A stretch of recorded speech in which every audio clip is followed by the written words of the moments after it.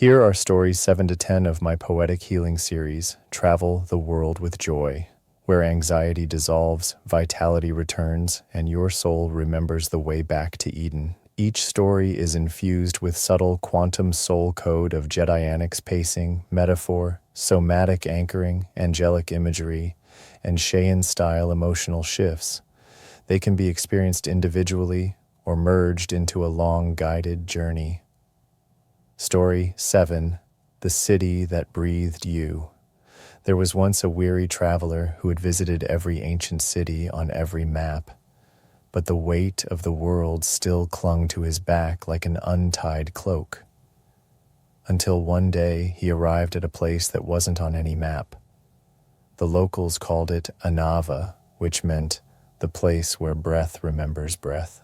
The city didn't demand anything. No hurry, no checklist, no what do you do for a living. It simply breathed. The wind exhaled as he did. The walls inhaled when he paused. Even the street lamps shimmered brighter when he allowed himself to feel. And then, something miraculous. He realized the city wasn't waiting to be seen. It was waiting to see him, to see his joy, his softness. His radiance returned, and in that moment, the whole city leaned in and whispered through the rustling fig trees, "Now, we can begin your healing," because sometimes you don't need to search for more cities. You just need to find the one that breathes with you. Story 8. The Dove Who Forgot to Land. There was once a dove who had flown for centuries, high above mountains, oceans, and cities, but never once touched ground, not because she couldn't, but because she believed, if I ever land, something might go wrong. So she kept flying, even when her wings ached, even when the skies grew empty, until one day a soft cloud shaped like a hand rose from below and said, "Sweet one, you are not falling. You are finally remembering gravity as grace." And with a single breath, she tucked her wings in and allowed the wind to carry her downward. But instead of crashing, she landed in a grove of light, a place between heartbeat and heaven, a garden that had always been hers, waiting for her to finally say, "I deserve to rest and rise differently." And from then on, she still flew, but she also danced and sang and perched on the shoulders of angels who had waited lifetimes for her return.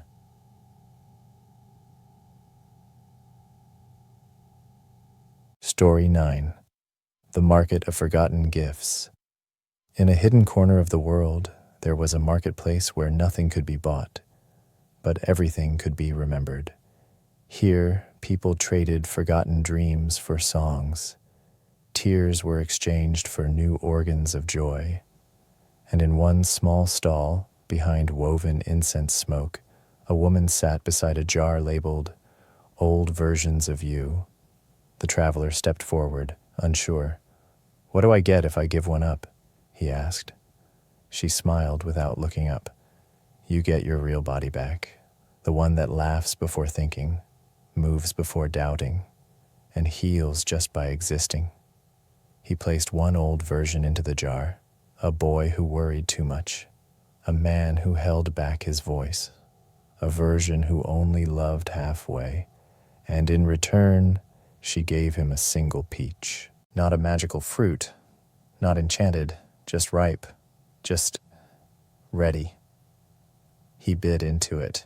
Juice ran down his chin like childhood returning, and in that moment he knew health is not a battle, it's a remembering, a returning, a delicious permission. Story 10. The Fire That Didn't Burn. There was once a sacred flame that danced alone in the desert, tended by no one, yet never extinguished. People feared it, because it didn't burn the way other fires did. It burned blue. It hummed like a lullaby, and when it touched your skin, it didn't hurt. It healed, but only those who stood completely still could feel it. The anxious ones ran past. The bitter ones mocked it. the impatient ones demanded warmth before offering stillness. But one day, a traveler arrived, too tired to judge, too open to flee. He simply sat, and the flame moved closer until it rested on his chest. And then, for the first time in his life, he cried not because of pain, but because he remembered what safety felt like, what it meant to feel fire and not flinch. That day, the flame whispered its name. I am the light that never punishes. I am the heat that melts shame. I am the return of the first breath. And from then on, the traveler lit others, not by force, but by example, because joy is the most contagious fire of all. In summary, let's travel the world with joy, my companion guided meditation. This guided meditation brings together the essence of stories 7 to 10 from the Travel the World with Joy series. It is designed to help you awaken peace, release anxiety, and restore the light of your inner Eden through breath, imagination, and soulful metaphor. Begin with stillness. Find a quiet space, and gently close your eyes. Let your shoulders drop. Let your jaw loosen. Let the ground below you rise up to hold you. Take a breath, and let it be the first honest breath you've taken all day. Now imagine a city that breathes with you. Every inhale it takes is with you.